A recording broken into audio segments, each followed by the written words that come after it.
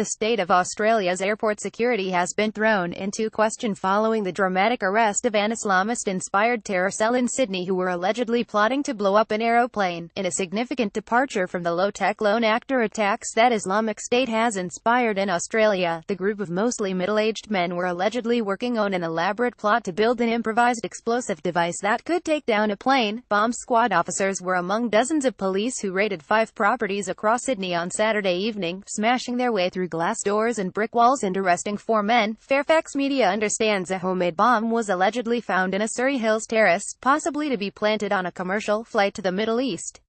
Police searched a unit on Sproule Street, Lakemba, on Sunday following the arrest of 4 men who were allegedly plotting to bring down a plane. Photo: Michelle Mossop. The operation has forced authorities to implement emergency security arrangements at all major Australian airports. In Sydney, enhanced security was enacted on Thursday when police received an indication of a possible threat. The measures, including extra screening and additional checks of cabin and checked baggage, are expected to lead to longer queues and check-in times at Sydney, Melbourne, Brisbane, Darwin, Perth, Adelaide, Canberra, Cairns, Gold Coast and Hobart airports. "We have taken this threat very seriously," Australian Federal Police Commissioner Andrew Colvin said on Sunday. "You should infer we think this was credible and there was an intention and quite possibly a capability as well." Forensic officers scour a Surry Hills property where a man in his 50s was arrested. Photo: Brooke Mitchell. Khaled Murhi, Abdul Murhi, Khaled Kayat and Mahmoud Kayat were arrested at a terrace in Surry Hills and units in Renown Avenue and Victoria Road, Punchbowl, and Sproule Street, Lakemba, respectively. They have family links to each other and links to previous plots and established networks.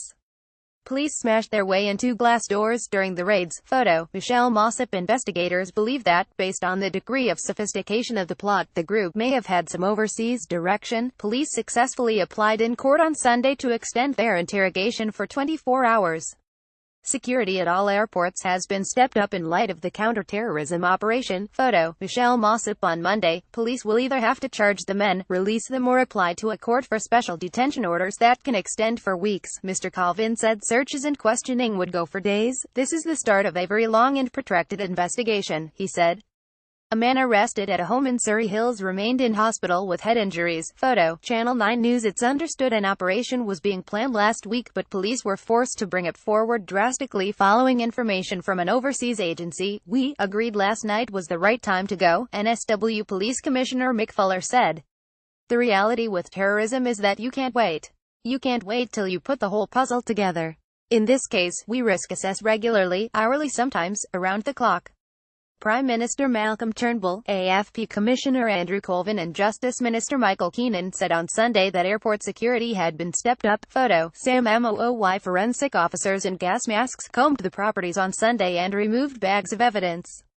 Mr. Colvin said a number of items of great interest to police were seized. "At this time, we don't have a great deal of information on the specific attack, the location, date or time. However, we're investigating information indicating the aviation industry was potentially a target of that attack," he said. Khaled Murhi, aged in his 50s,